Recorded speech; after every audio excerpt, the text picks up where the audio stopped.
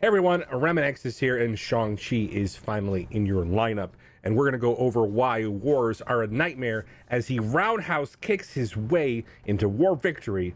And we're going to get right into it after a word from our sponsor. Well, if you've been looking to save some money, save some coins, and save yourself a whole lot of hassle, welcome to the Amazon App Store. That's right, ladies and gentlemen, today's special offer is sponsored by Amazon, and you could save up to 20% on your favorite in-game purchases. It's that simple. That's right, guys. All you have to do is download the Amazon App Store. You can follow the links you'll find in the description below.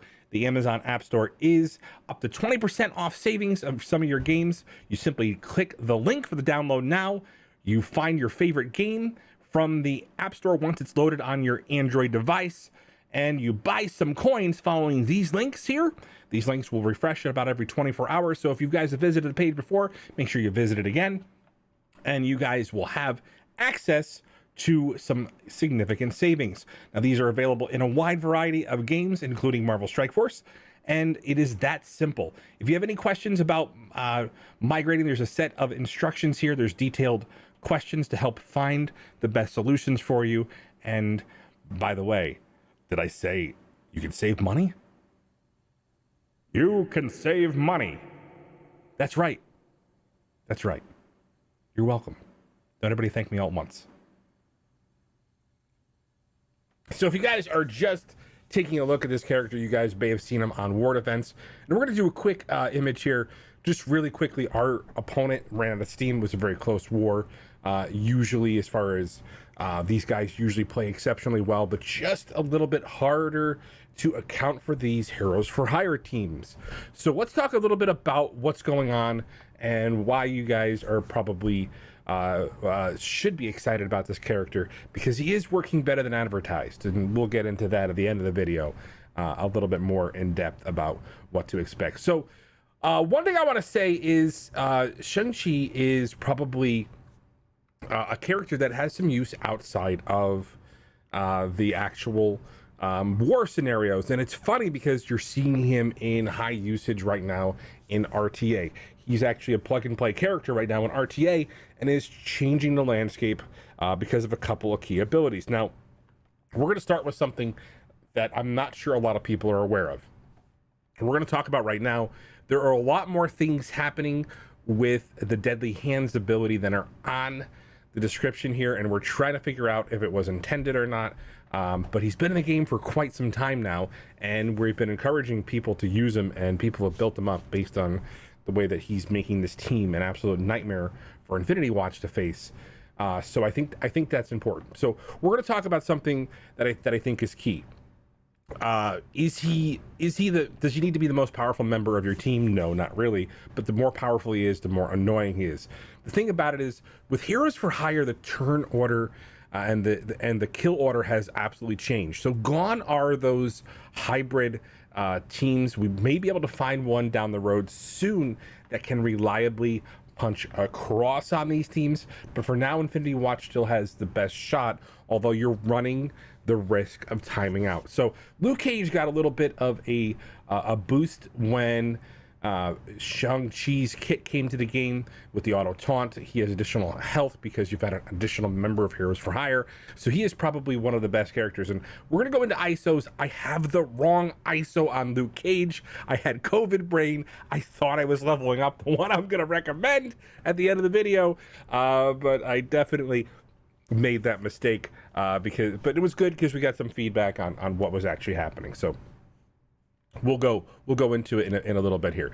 So realistically, this team has become a nightmare, and the problem is a lot of people probably looked at the team and were hesitant because it was a war-based team, and now that they're actually utilized in gamma raids and you could feel the whole five, I think you're going to find a lot more use out of this team, and I think probably can justify it. So if you've missed some of these characters, you're probably going to miss out on war a little bit, and that's frustrating, I know, for a lot of players. But we're going to tell you guys how to navigate it, because Infinity Watch is still the solution.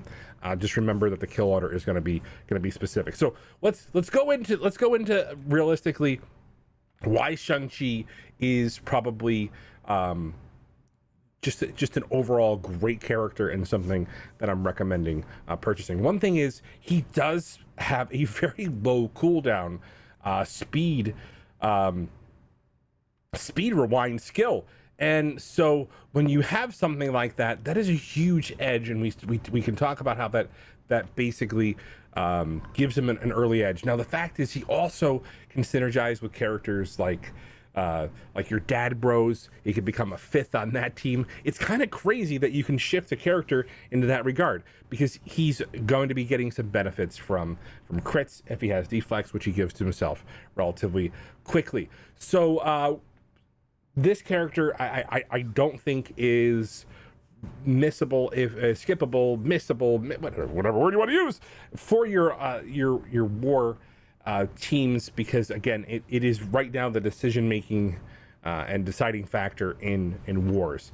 So there may be a team coming out soon that can challenge them, but I'm not sure it's going to be a one shot. We'll have to take a look and see how the Mystics and the new Warriors fit into that solution. So let's start with the ISOs, guys. The ISOs for Heroes for Hire change with Shang-Chi. I'm going to make this kind of an all-encompassing video. So Raider on Shang-Chi, because of the power of his crit, we are not changing Colleen Wing and Misty Knight. The fact is her bleed is such a powerful component, and you want that extra damage that she's capable of doing as a striker. The bleed components from the striker and the base attack is so important. The next thing is when you're looking at Misty Knight with the Skirmisher, being able to have the assist on all of her abilities with Colleen Wing, it's definitely enhancing their damage. And this Luke Cage right now is going to be a fortifier. And that's right, guys. If you guys are just hearing it for the first time, I'm actually recommending a fortifier for a character.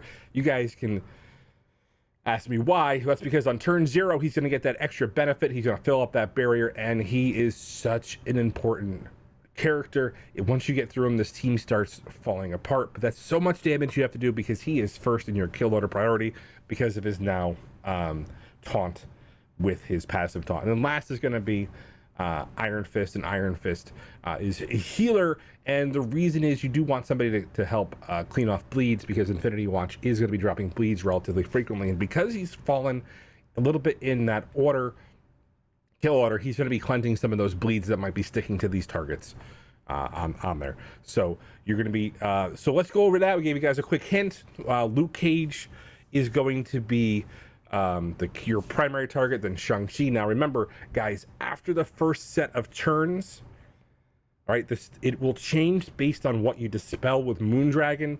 You may dispel some speed up, you may not. And so the turn order gets wonky after the first turn, but you want to get into Luke Cage. You want to try to take out Shang-Chi, and then you want to hope you have enough time to finish the fight and your Nebula isn't dead.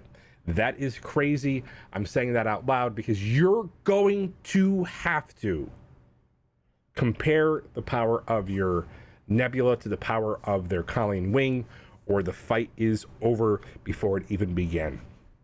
Because of the fact of the way the team has so much speed, they're going to be able to target Nebula, who is likely the character that you've worked the least on or have the least health, because she's getting the least amount of bonuses from that. She's going to be the character absorbing all that early damage. And once that piece falls apart, the damage that Infinity Watch does is just not as significant without the triple taps. That being said, you're going to be doing a hard comparison of Nebula to Colleen Wing, or you will not be able to complete the fight. If you guys have failed to fight and watch other people do it, if you guys look back, you guys are going to see that that's realistically why it happened.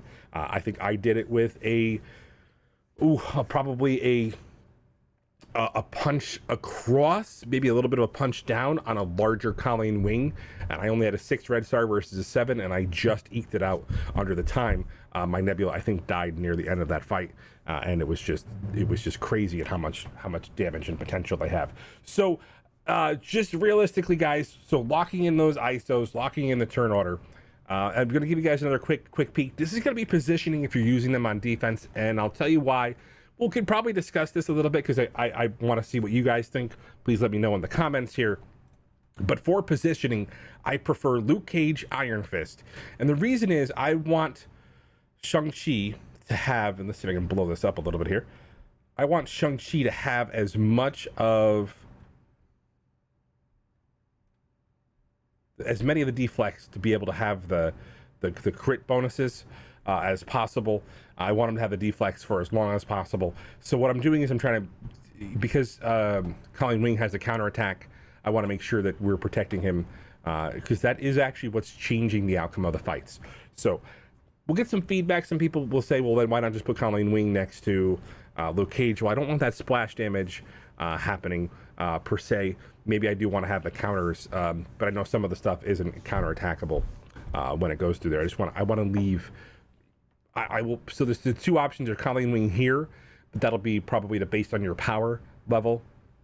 Like I said, I want to make sure we protect the deflects on Shang-Chi as much as possible. So here's the biggest important factor in this that I think we want to talk about is this is a team that is going to absorb your boosts. Even if they lose, you may want to reboost this team.